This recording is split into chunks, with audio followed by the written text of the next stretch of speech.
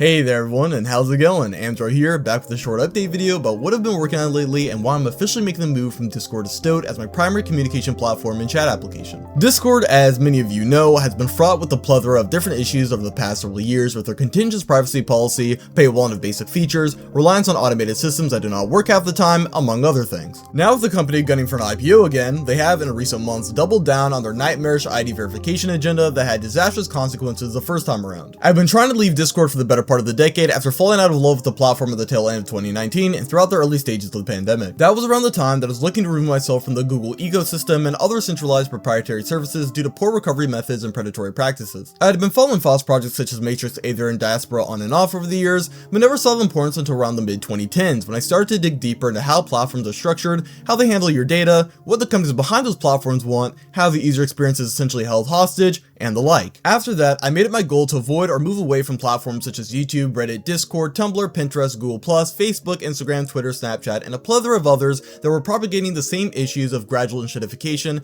and socially unhealthy communities. Now, seeing Discord's biggest problems that went ignored for years finally catch up with the platform, it is a pretty explicit sign that it's time to cut losses and move on to something better. Especially as we've been observing the situation from both a political policy and technology end get progressively worse in the wake of debacles such as Roblox and Omegle that have boiled up to the surface in recent years. Two of the big reasons why I'm moving to Stoat as opposed to other solutions such as Fluxer or Root is that Stoat has been around for several years with a dedicated community of its own, and it is an open source endeavor with the ability to self-host and contribute to the platform's development. I joined in the early aughts of the 2020s when it was still called Revolt and really liked what I saw in comparison to the then lacking clients of the Matrix protocol. Of course, nowadays Matrix is a much richer ecosystem with clients such as Cine that really enhance the experience, but Stoat has always hit the Discord presentation just a tad more accurate, and many people are quick to adapt to Stoat's structure since it's modeled after a platform that they're already familiar with, whereas Matrix has many of its own mechanics that function completely different from Discord. In fact, Matrix's child client, Element, didn't really start looking and function like Discord or Slack until just a few years ago. But I digress. So with Stoat becoming my new home, I've gone on ahead and finished moving parts of AmzroSevca, the digital network projects I've been leading, which just saw the release of its fourth version,